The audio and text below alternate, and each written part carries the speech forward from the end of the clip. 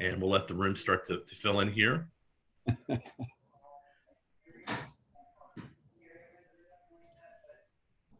So welcome everyone to day 2 of the Pro Coach Basketball Summit, being brought to you by Basketball Immersion, as well as Virtual Coaches Clinic. And we want to say a special thank you to Dr. Dish for their sponsorship and helping with today's or the event for the next 3 days. And joining us this morning from Southern California is Coach Dave Severns. Coach Severns has worked with the Clippers organization and is currently a scout, I believe, with the Clippers. And we've had him before on our clinics, and always just does a tremendous job and just sharing ideas and really have really treasured his friendship over the years. I remember the first time we met was actually at the CP3 event in Winston-Salem, and had a quick conversation about a T-shirt I was wearing. And so right. It was a great connection, and glad to still be friends with them to this day. So Coach, thank you for joining us, and I'll just turn everything over to you. I appreciate it, Layson, and thanks to Chris and the guys at Basketball Immersion and you and Lee and everybody for putting this on.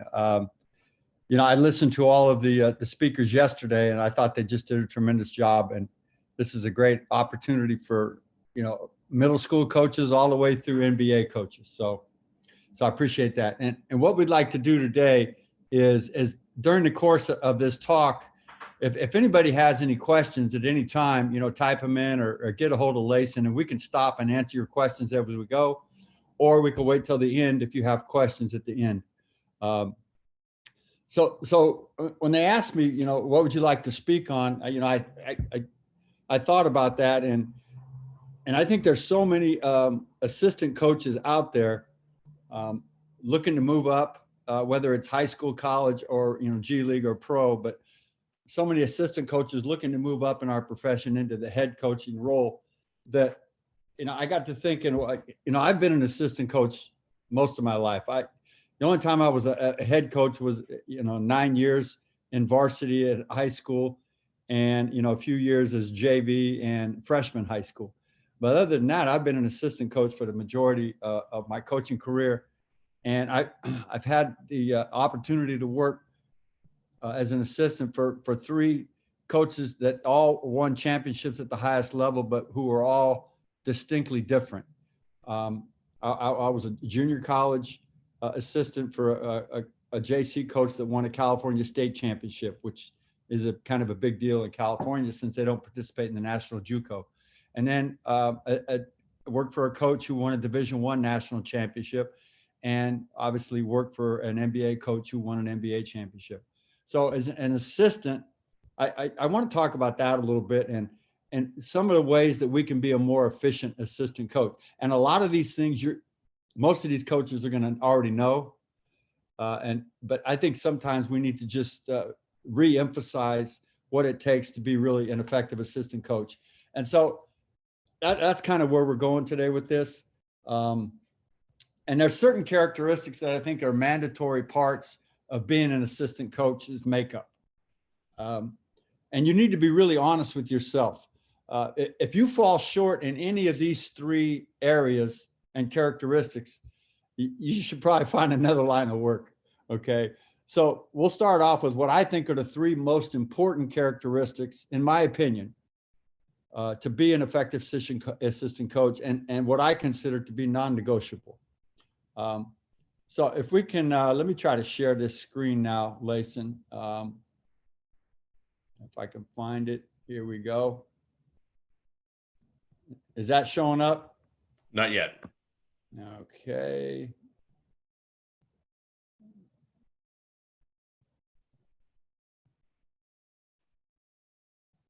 Share screen.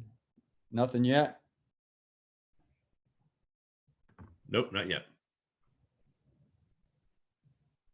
There we go. Okay, we got it? Yes. Okay. So first of all, kind of, I guess before we start, there's my contact, my email, my phone number. If I can ever help anybody with anything, questions or whatever, just, reach out to me by phone or by email. I think one of the things we need to do better as coaches is share information. So there's my contacts if anybody needs it. So as I was saying, let's talk about the three most important things in my opinion. And the first one is loyalty. And one of my mentors, Coach Raveling, is always fond of saying, if you're going to work for someone, work for him or her. There are a lot of people and coaches in our profession that are ultra ambitious, uber ambitious, and who feel that they will really be loyal. Okay, they feel they're going to be loyal to the head coach until it comes to the point where there's a choice that must be made between being loyal and achieving upward mobility in the profession. And so sometimes the disloyal person will win out. What I mean by that is in his mind, he's just doing what he needs to do to get ahead. I think the loyal choice leads for peace of mind. You've all heard the line, the softest pillow is a clear conscience.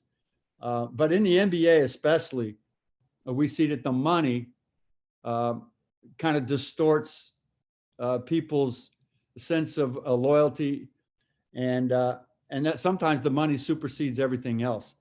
So I think we need to understand that the disloyal person will win out sometimes. We just need to be aware of that.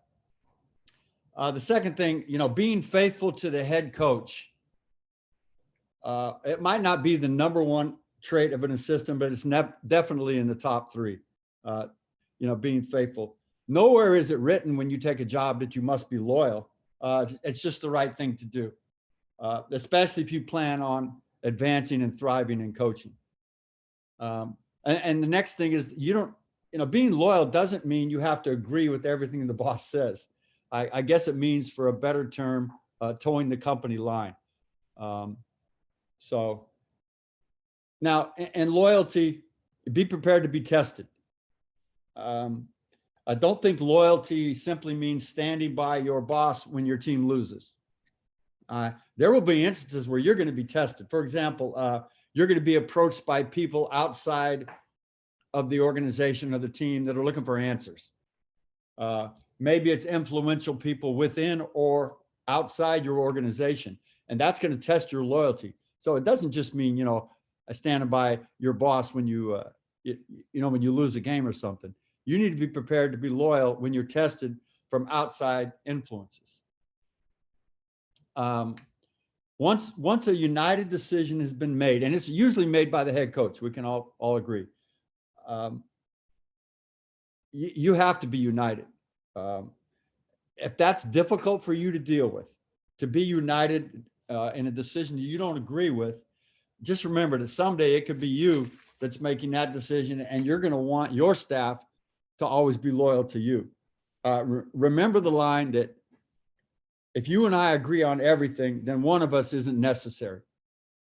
That doesn't mean you can't disagree with the head coach, and you should disagree.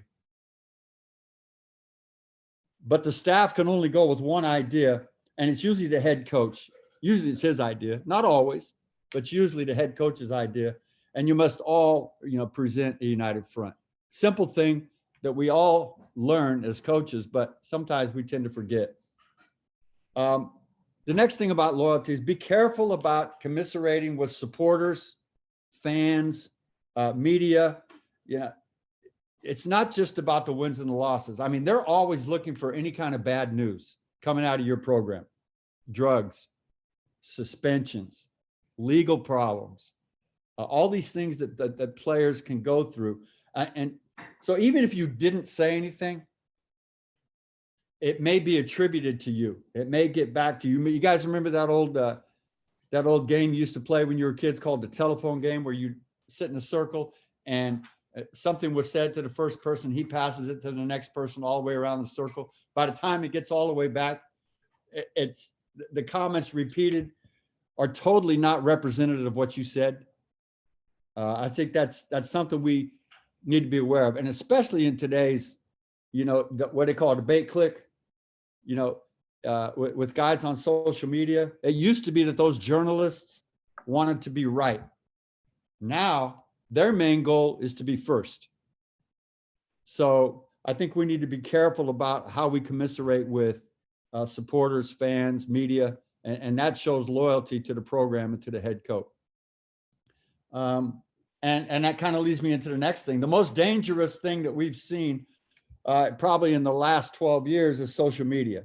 They have no rules. There's no standards. They can write whatever they want and remain totally anonymous. So that can be a problem, and it can test your loyalty. So I think it's in your best interest and in the team's best interest that you say as little as possible. Anything can be misinterpreted, and only talk to people that you can absolutely trust. So that's the first characteristic, loyalty. The second characteristic that we have to have as assistant coaches is to be trustworthy. And that comes in two parts, the character integrity part, and then your competence part. All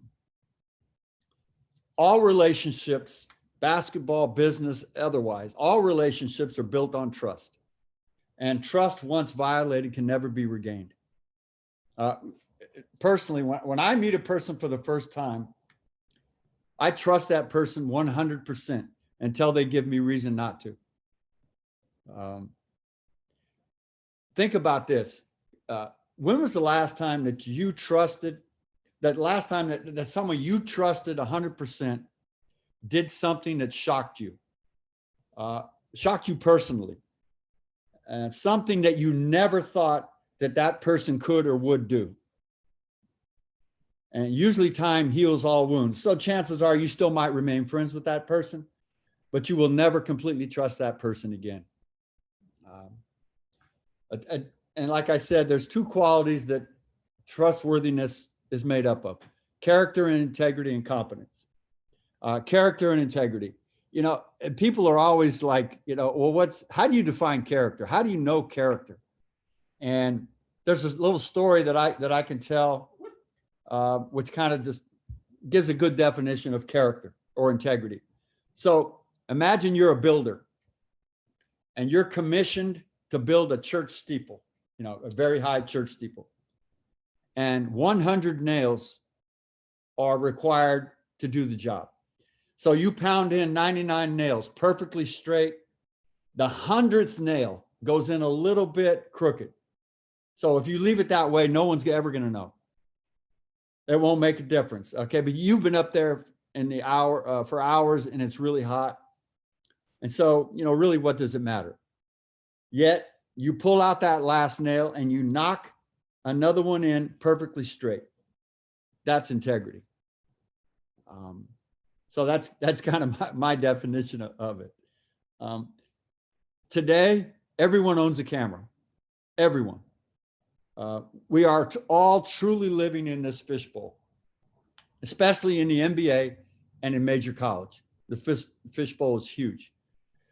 Social media lurks everywhere. They want entertainment. They want dirt. They want the naked truth, whatever you call it. Social media can be your ally, can help your career, or it can be your enemy and bring it down. I think the first, love him or loathe him, but the first coach to truly take advantage of this was Coach Calipari. He figured this out way before anybody else, and he's been reaping the benefits of social media ever since. And another coach that has really figured it out and done a great job in connecting is Coach Musselman down at Arkansas.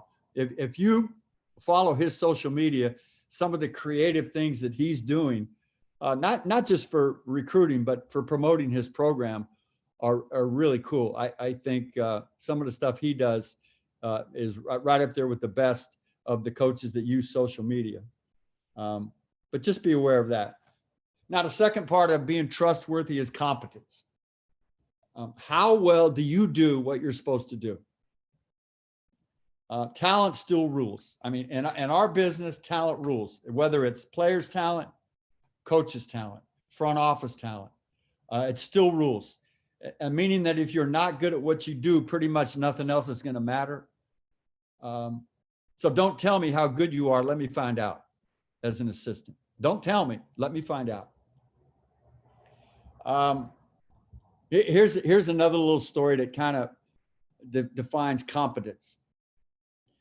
This is a Stephen Covey story. You guys have probably heard this one, but you're going in for a really important surgery to the hospital.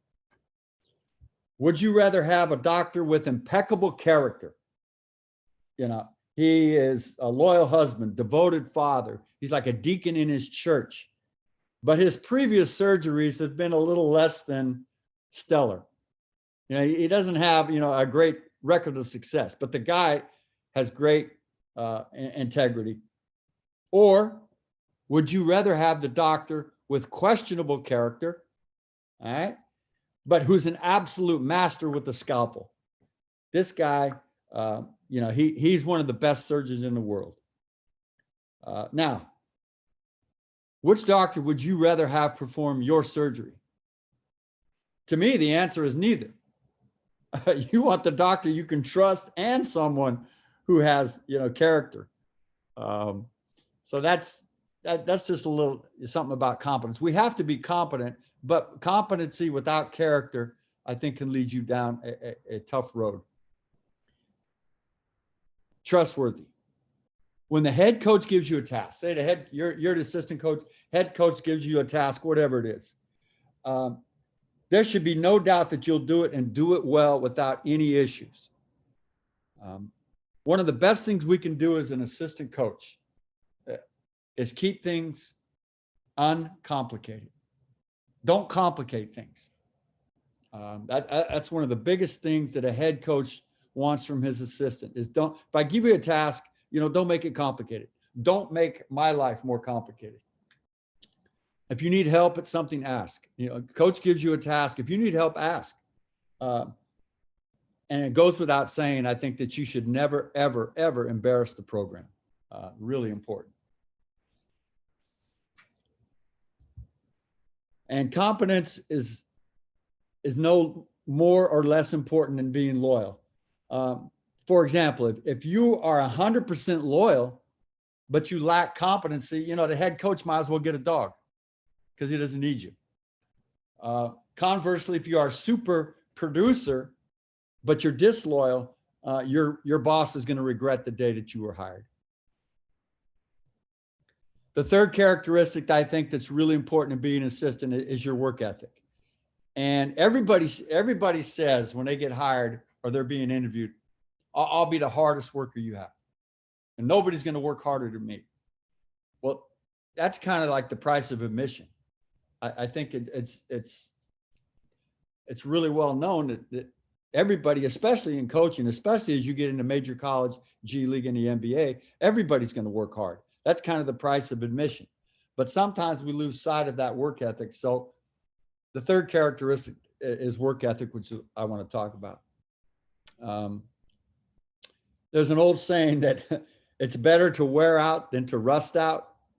That's a motto all assistant coaches should live by, I think. This motto makes, for it to make sense, though, you must love what you do. Otherwise, the work is a drag.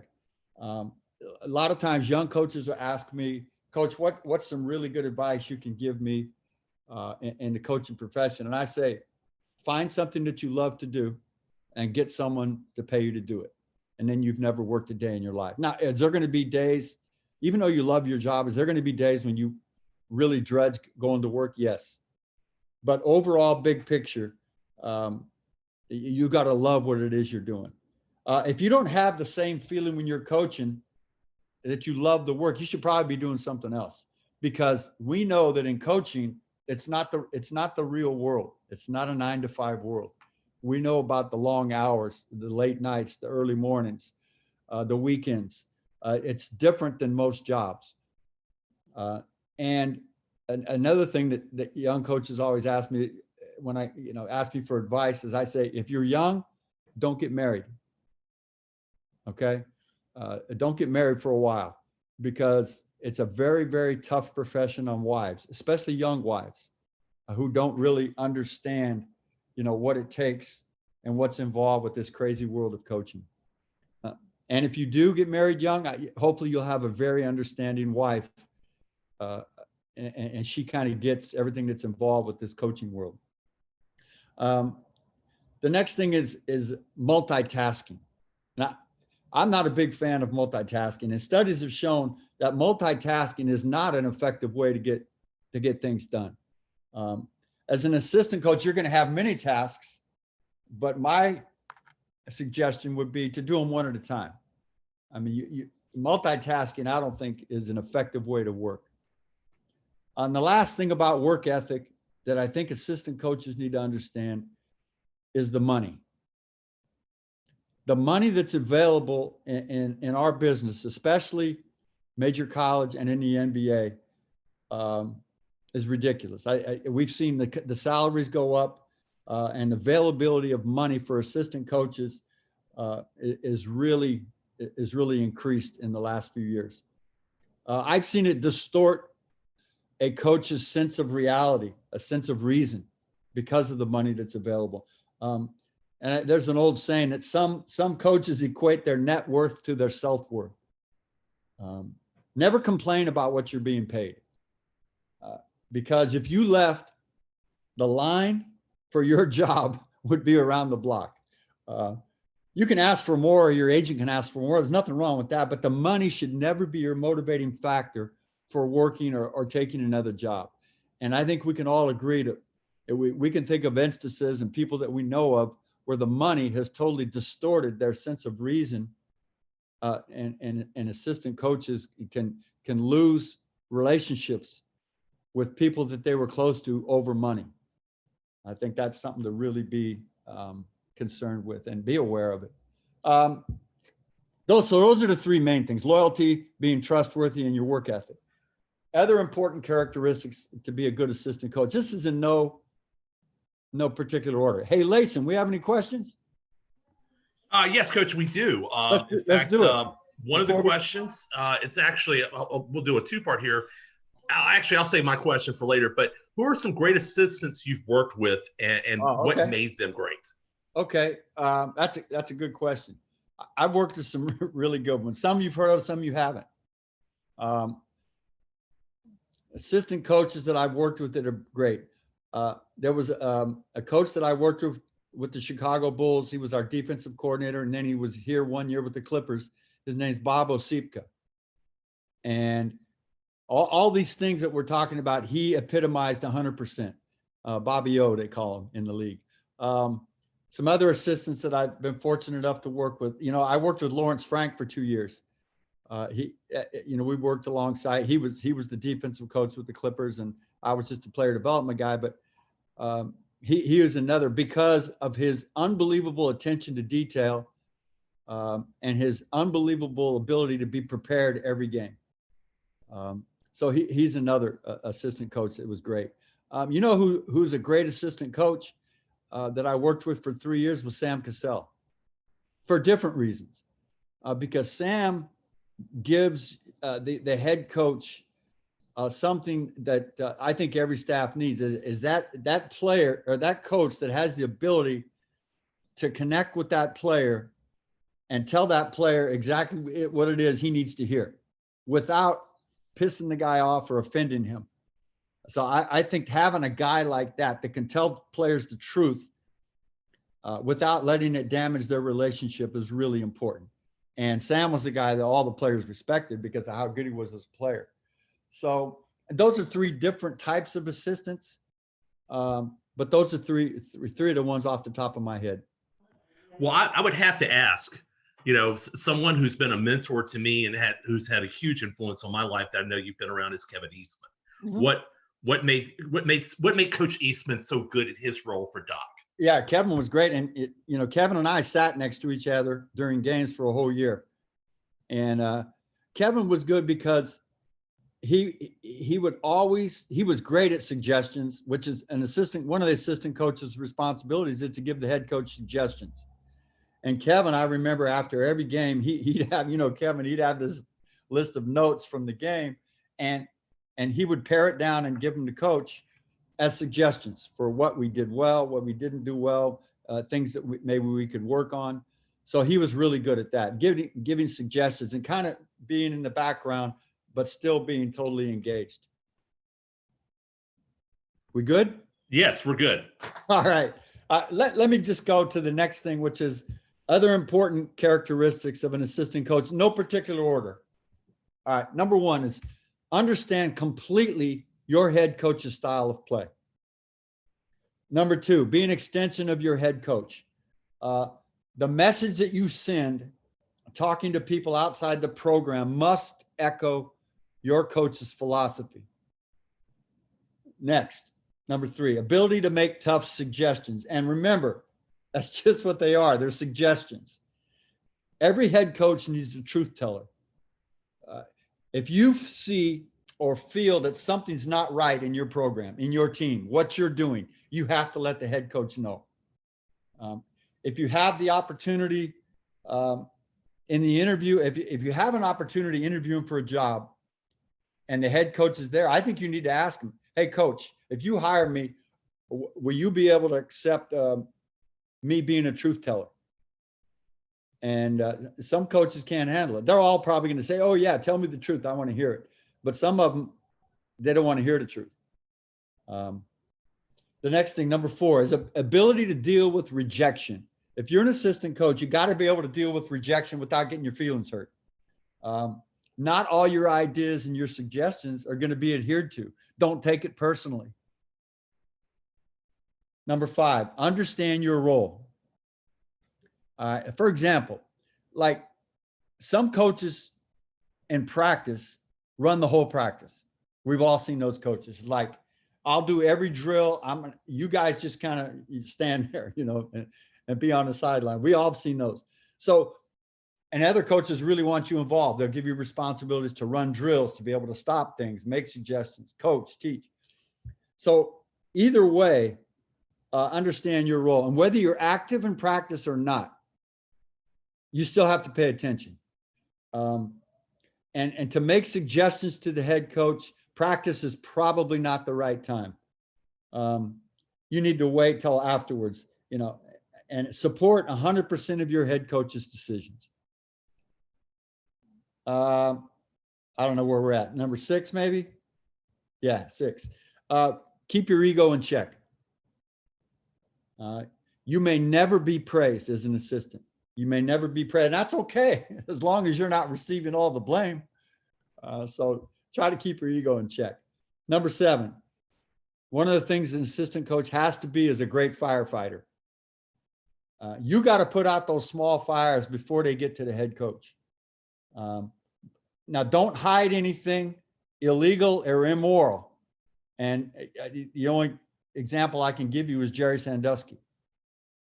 Don't hide stuff that's illegal or immoral, but you also need to be a firefighter and put out those small fires before they can get to the head coach. The next thing, coming out of the game. Now, this is really important, I think. If you're an assistant coach and players come out of the game, how do you deal with it? Most of the time, you as an assistant coach are the coach that spends most of the time with these players. You're watching film with them. You're doing the workouts. You're the one that's talking to them. If you're in college, you're monitoring their academics, their study hall, all that stuff. Maybe you recruited the player. So the head coach seldom talks to a player when they come out of the game. I worked for a coach once, Coach Tarkanian, and he never talked to the players when they come out of the game. I said, one day I said, Coach, how come you never talk to the guys when they come out of the game? He said, because they're not in the game anymore. I'm concerned about the guys that are in the game. It made a lot of sense. So sometimes you may work for a head coach that never talks to those guys when he subs them out. You're the one that's got to talk to them. Now, it's incumbent upon you to be able to take the temperature of the situation and approach them, to correct, to praise, to calm them down, whatever it is. So take the temperature of the situation and always, always be prepared to listen to them talk. I think so many times as assistant, we'll run down there when a guy comes out of a game and we'll just start talking to him and telling him what needs to be done or whatever. And we don't take the time to listen to what they have to say. That's really important. A couple more things, other things. Be a lifelong learner. I think the only difference between you now and you 10 years from now are the people that you meet, the books that you read, and the experiences that you have. Another characteristic, be understand and have empathy for others, especially the guys below you on the so-called totem pole. That may have been you at one point. That may be you sometime again in the future. And see, as coaches, what do? We always look for flaws. We look for critical flaws in people and in teams. Like when we scout, what are we looking for? We're looking for flaws of that team. We're looking for things that we can exploit. So as humans, we all have flaws. But I think you have to have the attitude that you can learn from anybody. Coach Tark, when I worked for him, he was probably the most non-judgmental person I've ever been around. He just wouldn't judge anybody. He thought that he could learn from anyone. I remember when we were at Fresno State, there was a middle school coach who came in the office, and coach called him in his office, and coach, he'd say, hey, could you put up your zone offense? And this is like a 7th grade coach. And so the 7th grade coach is up there drawing up his zone offense. We got to have empathy for others, and knowing that you can learn from anybody. If you're an assistant coach, say you're in the NBA and you're an assistant coach, and you're out to dinner with the video guys or the player development guys that don't make as much as money as you. You should be the one picking up the check. Because that was you at one point, or maybe you again. So we got to have empathy for others. And the last thing I would say, as an assistant coach, keep your eyes and your ears wide open. Be careful who to trust when it comes to your career. Because 99% of the time, most people will do whatever's best for them and not for you. So be careful, keep your eyes and your ears open about who you trust. Next. Now, from my years of being an assistant and being around assistants, here's what I know that doesn't work. Disloyalty. Next thing, competition among assistant coaches. Okay, being part of or allowing the staff to have cliques. Let me tell you a quick story. It kind of will emphasize this point. When I was working, this was an NBA team, and we were on a losing streak, and the media is out to get the head coach fired. Stories are coming out in the media. If they lose this game, so and so could be fired by tomorrow. If they lose this next game, it's almost sure this coach is going to be fired. So one of the lead assistants at the time hears this and is being told this. Maybe it's his agent, maybe it's somebody in the media. So all of a sudden, this assistant coach, I remember this distinctly. We were playing back east. We land back in the West Coast early in the morning, and never before had this assistant coach come in to work really early to prepare. He was one of the guys that, came in a little bit later, and you know the type I'm talking about. So all of a sudden, this assistant coach thinks, hey, my boss may be getting fired and I'm maybe getting this job. So all of a sudden, this coach shows up early. Now he's prepared. He's the first one in the office. He's ready to go. And that to me was just disingenuous, and it showed that there was competition among assistants. He was going to be the guy that was going to show up early, and because he thinks he's getting the job. Turns out that the coach wasn't fired. We actually started winning a few more games. So the next thing, here's what I know doesn't work. Taking credit for other people's ideas and taking too much credit for your own. Next thing, not coming to the aid of your colleague when negative comments are made. If you hear somebody making negative comments about your colleagues, fellow assistant coaches, head coach, and you just let it go, then you're kind of accepting that criticism and you're agreeing with it. We need to speak up when we hear other people say negative things about our colleagues. And the last thing I know doesn't work. How many times we have coaches, and I've done it, we sit around and we go, man, we need to get some better players. What if you heard the players saying, man, we need to get better coaches. So complaining about your players not being good enough, that doesn't work. And we've all done it. Because imagine how we would feel if we're in the locker room when we hear the players saying, man, we need to get some better coaches. Next thing. Here's some difficult situations that you may come across as an assistant coach. And I don't have the answers for how to deal with this, but these are some things that you need to be prepared for that could happen to you as an assistant coach. The number one thing is you're the leftover guy from a previous staff, especially if the team had been a losing team.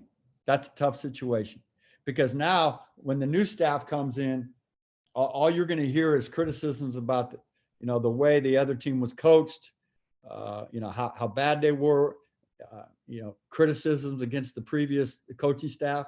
So that's a difficult. Now you're thankful that you have a job still, but just be prepared to hear some of that, and you're going to have to deal with it. The next tough situation is working for a head coach that's going through a divorce. That can be difficult. Be prepared for that. Next thing, when your boss is having an affair and you know about it, what do you do? How are you going to deal with that? That's a difficult situation. So, and the last thing that's difficult is getting branded as a coach. And we've all seen this happen. You're branded as this guy's a recruiter. This guy's an X and O guy. This guy's, if you're in college, this guy's a California guy. He can only recruit in California, or this guy's a New York guy or whatever. So it's difficult to get branded in our business. And how you eliminate that stigma, I don't know, but that's something that's difficult. So we as assistants, I think we need to be more aware of branding people too. The last thing, Layson, before we hopefully get to some questions, is here's something that mainly is for like G League assistant coaches and NBA assistant coaches, and could be, college also. But a lot of these ideas came from coaches that I've talked to that I respect that have been longtime assistants in the NBA. So here's some other things I think we need to consider. Number one, you're an assistant on the bench. There's going to be probably 3 to 5 times in a game where you have to give the head coach suggestions with clarity and specificity. Hope I said that right, but be specific and say it one time. We need to be really clear about what we give the coach as a suggestion during the game. Be specific and say it one time. And you say, well, coach, what do you mean about being specific? Specifically, a coverage change or a substitution or a play call. Don't you say, coach, our offense sucks, or our pick and roll coverage is awful. That doesn't help the coach. Be specific, say it one time, and then you're out. But that's going to happen probably 3 to 5 times in a game. Next thing, you as an assistant coach must be a master teacher. You must know your content. You must teach in sound bites, and you have to be able to know your content. And if you've been labeled an assistant coach, or a defensive coach, or an offensive coach, or whatever. And by the way, guys, if you didn't notice, I had a spelling mistake on this slide. Okay, so I apologize for that spelling error on assistant coach there. So don't get don't just understand one part of the game. You got to be a master teacher for everything. The number 3 thing is, and this kind of leads into, don't get pigeonholed. Number 3, don't get pigeonholed. Know how to teach and understand every position. All of a sudden, there's a 6'11" member of the coaching staff. What's everybody going to assume? The guy's 6'11" on the staff. They're going to assume, oh, he's big man coach. He can just work with big men. Not true. You got to be able to do everything. Don't get pigeonholed. I've seen 6-foot guys, coaches that maybe never played in the league, that are great post coaches. that can really do a good job with post players. I've seen big guys who are great with guards. So don't get yourself pigeonholed into one kind of role. Number 4, end of game. You're an assistant coach on the bench, end of game. You have to have and be prepared for end of game situations. Your team, the opponent team, you need to have it on a paper. Now we have the plays on iPads, whatever it is you want to use, but you got to be prepared. And you must be unemotional and use a strong voice to the head coach or to the team. If you're presenting at the end of a game, be unemotional, use a strong voice. And you can never say, when a coach asks you, hey, what are they going to run? Or what are they doing in this situation? You can never say, I don't know. What do you mean you don't know? What do you mean? I don't know. You got to be prepared for those situations. Now, you may be wrong. Maybe the play you prepared for isn't the one they ran, but you can't say, I don't know. You got to be prepared. Number 5, and we mentioned this earlier, you've got to be competent. Players can smell incompetence a mile away. And also be adaptable to the unexpected. All of a sudden, the head coach totally changes a drill.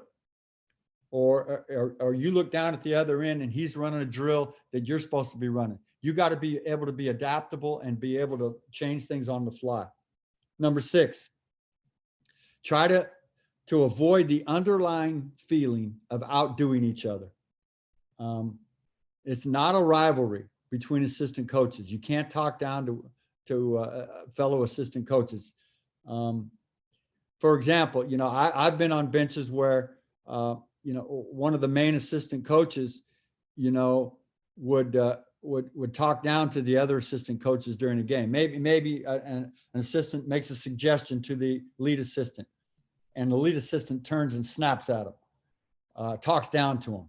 That's a stupid idea. Don't, whatever. I think we need to be very aware of not trying to outdo each other or talk down to each other as fellow assistant coaches. Number 7, measure your words. Be sincere with your words. Number 8, morning meetings are really important. In the G League and the NBA, it's, pretty much every staff has the morning meetings, to talk about practice, the game that day, whatever it is. They're really important. And remember, as an assistant coach, you're being judged by your peers in that meeting. If it's your game prep, or if it's your plan, or whatever it is, you have to be prepared because your peers are judging you in those meetings. Right or wrong, you're being judged. Number 9, if you're leading a drill in practice, I would suggest practice it before. Go down to the court early. Practice it before. Walk through what it is you want to say. Know exactly what the drill is going to look like, how many players, where they stand, where they go. You got to be really prepared for that drill in practice if it's your drill. An idea that I would use is I would take your best players, your most cerebral players, to have them demonstrating the drill. There's nothing worse than having guys out there that aren't the sharpest, don't have the great basketball IQs, aren't your best players demonstrating the drill. So that's just a little thing I would keep in mind. And the last thing, during a game, I talked about multitasking, but during a game, you kind of have to. You kind of have to multitask. You may work for a head coach that's really emotional, gets a lot of technical fouls. As a physical coach, he in his nature, getting after the refs and things like that. So you have to be the calm one. And you have to know as much as you can and multitask about what's going on in the game situation. Okay. You have to know the fouls, the minutes your guys are playing. Maybe it's a substitution pattern, the timeout situation, what's working on offense, what's not working on offense, what's working on defense. So that's, you kind of have to multitask during the game. Now in the NBA, a lot of times they can break those responsibilities down to different assistants. So you maybe only have one, but there may be times that you have to multitask. And you have to be able to do it in a calm and emotional way with your talk to the head coach, because we've all known head coaches that get so emotional in games, and they have to be able to be spoken to in a calm manner by assistants. Layson, how we doing? So Coach, we are coming up. Hey, I think we've got about 5 minutes left. All right, let's talk. Let's do some questions. I mean, hopefully guys didn't go to sleep too much. No. I'm taking some good notes here for myself. So, hey, listen, a lot of this stuff is just common sense stuff that we should, and most people know about being an assistant, loyalty, trustworthy, all that stuff. But sometimes we just need to be reminded. Absolutely. In fact, what I was going to tell you, that my biggest mistake when I was a young assistant coach was that I was trying to get to the ear of my head coach. I was trying to get my suggestions, kind of what you just said earlier. I was trying to get my suggestions and ideas over the other assistant coach, and it became a competition between us. So my question to you is, how, as a head coach, do you manage that situation? And at what point do you say, this is intolerable? You're just not a good fit for our team, in terms of being on the staff. How do you manage those different personalities, within a staff? And first of all, understand that you're not going to change their personalities. You're not going to always get them to mesh. I've been on staffs where assistant coaches in the morning meetings would literally yell and scream at each other across the table about a concept or whatever it is. And the head coach just sat back until they were done. You guys finished? Can we move on now? So sometimes as a head coach, you kind of have to let them fight it out a little bit, but understand when we walk out that door to practice, we're all united. That's one of the tricky things about being a head coach is, and I don't know if there's any right or wrong answer, but understand that everybody's personality is going to be different and they're not going to change their personality. You got to manage them best you can, just like you would your players. And having dysfunction among the assistants is a real problem among head coaches. And I guess the best way you can solve that problem is to really do a good job in the interview process before you hire them, to make sure that guys can mesh a little bit. Excellent point. Let me get some questions here. Sure. Let's go. So it says, Coach, is leadership a trait of a valuable assistant coach? And if so, how many and who of today's head coaches encourage that for their assistant coaches? I think leadership is a valuable trait. All assistant coaches, all coaches who get in front of the players, practice, workouts, game, whatever, all of those have to be leaders. It's a different type of leadership than the head coach, but you're still being judged as an assistant coach with your leadership. It's really important. So don't think just because, well, I'm an assistant coach, you're not being looked upon as a leader by those players, because you are. And then what was the second part of the question? Something about a head coach? I think the second part is how can head coaches kind of help their assistants develop that? Yeah, and that's really an important part of being a head coach, I think, because I've seen situations and heard of where the head coach doesn't try to promote or help his assistants in that area. And then there's other coaches that give them the opportunity to do it. Doc was great at that. He gave his assistant coaches opportunities to lead, to coach, to teach. And he was great. If you had a suggestion, he would always listen.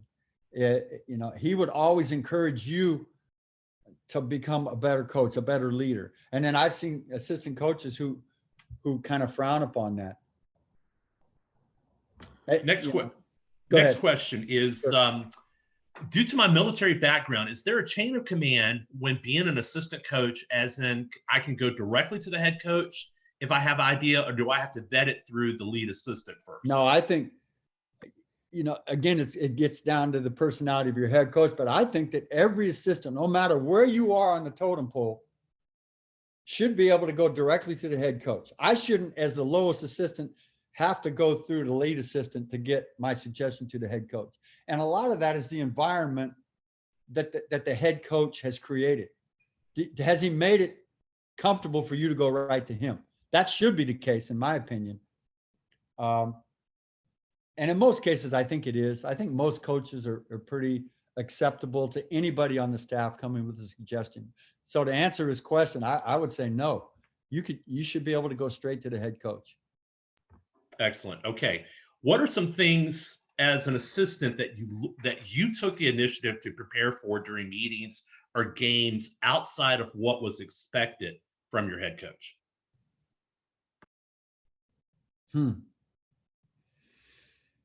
I think that's where you have to anticipate what you think is going to happen that the head coach maybe hasn't prepared for. Maybe you've seen something on film that a team's doing that the head coach is really not prepared to get the team ready to do. So maybe it's something where you see a team on film is doing a certain thing, offense or defense, and that the head coach, because of his philosophy, he's probably not going to see that or think that's important. So then you can take, maybe it's a simple offensive or defensive concept that you think can really help the team that the head coach doesn't see.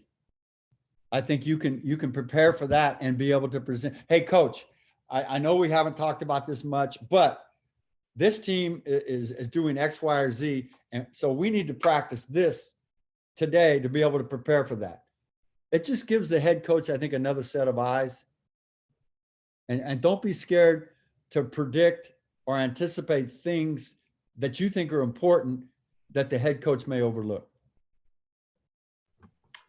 I don't know if that makes any sense, but no, it absolutely does. In fact, as soon as you were saying, I was thinking about an incident in my younger years. Yeah. As a new assistant on a staff with assistants that are already dysfunctional, what would you do to bridge the gap or get to a place of normalcy? That's a good question. Man, it's a good question. And so you're the new guy on the staff and you walk in the room and you can just sense the dysfunction. What do? Wow. That's a tough one. I've never been in that situation. And so I'm going to say I don't have an answer for that. I'd have to think about that. But off the top of my head, Layson, I can't give the guy an answer. I don't know. Okay, that's probably when coach, the coach that put that question up, maybe to follow up with email with Coach Severns. Yeah. We can just call me. We'll talk. Exactly. Okay, here's another question. I coach high school girls. Last season, we hired a former head coach to be a JV head coach and a varsity assistant. She does well when she's coaching the JV, but frequently goes silent when she joins the varsity bench. How can we keep her engaged and draw out her ideas? I think you'd pull that coach aside and ask her why.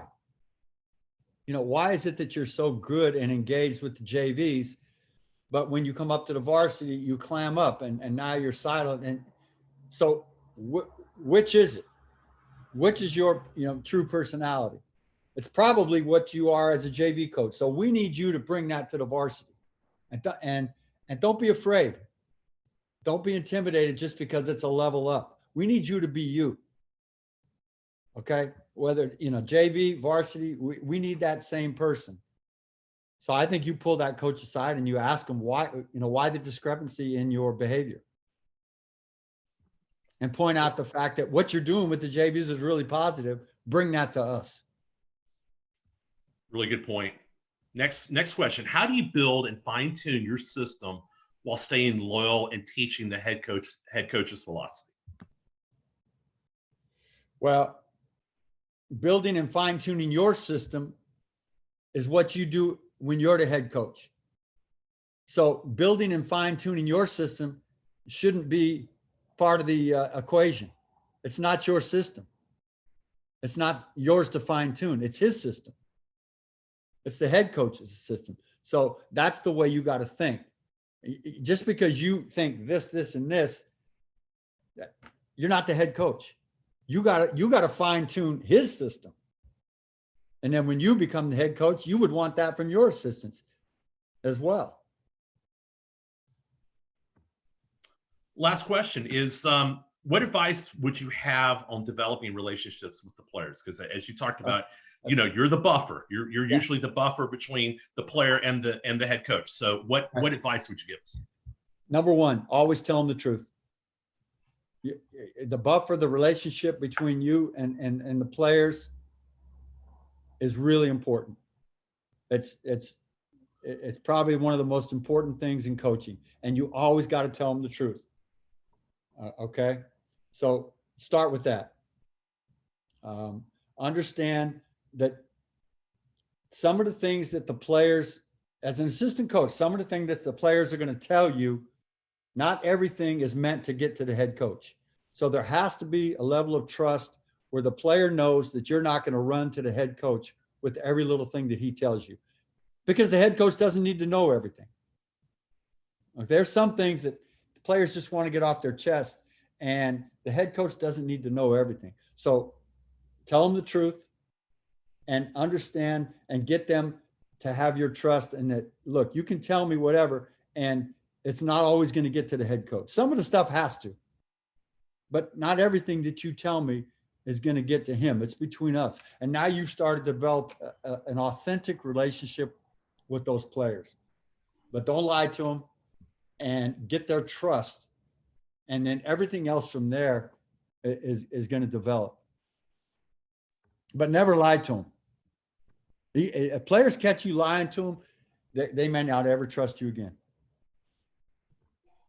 And I would add, I think there's a fine line, especially when some of the issues and things that the player's sharing with you could cross, privacy lines. Yeah. I know, for example, I had a situation one year as an assistant coach where one of the players I was working with had some behavioral mental issues, and, but it was affecting him on the court. And so, it was a situation, do I tell my head coach that situation, or do I let his parents, tell the head coach? And eventually it worked out. The parents, did let the head coach know about it. But still, I think there's a fine line before, like you said, you're breaking that player's trust by sharing something that, he confided or she confided in you that, really they didn't want the head coach to know. Yeah. And, I mentioned it earlier, but, if it's illegal, you got to move that up the chain. It's just like being, I was a public school teacher for 25 years, and it's just like, you're a mandated reporter with anything that's a CPS issue. You have to report it. So it's kind of like that as an assistant coach. If it's something illegal or immoral, you have to move that up the chain. You can't keep that. But if it's something that it's outside of that, there's times when stuff has to be between you and the player. Coach, it looks like being an assistant coach is, to me, it's great. Now, most head coaches want assistants that aspire to be a head coach. I never did, and there's people like me that are just content because they know their strengths and weaknesses. Like my strength was not to be a head coach. So you got to understand that all assistants don't aspire to be a head coach. Some of them are content with being an assistant. That 18 inches over, they don't want that. Most of them do, but there's some that don't, and that's okay. Play to their strengths. So just know that as well. See, all these assistants hopefully are listening. Someday they want to be a head coach, most of them. So just be aware of what you're going through now when you become the head coach. Don't forget it when you become the head coach. Yep, that 18-inch move makes a difference. Especially when you're, even in an interim situation like I was one time, it does make a difference. Well, Coach, it looks like that's a beautiful sunset behind you. No, it's sunrise, man. Yeah, a sunrise. I'm sorry. Yeah, sunrise there. So it's time to go out and surf. Exactly. Coach, thank you so much for being a part of this. I always enjoy hearing you speak, and your gift that you share with us, and just really appreciate you taking time out of your schedule to be with us. My pleasure, Layson, and thanks for having me. I appreciate it. Thank you, Coach. We're going to go ahead and end the session to get ready for our next one with coming up on defensive analytics. All right.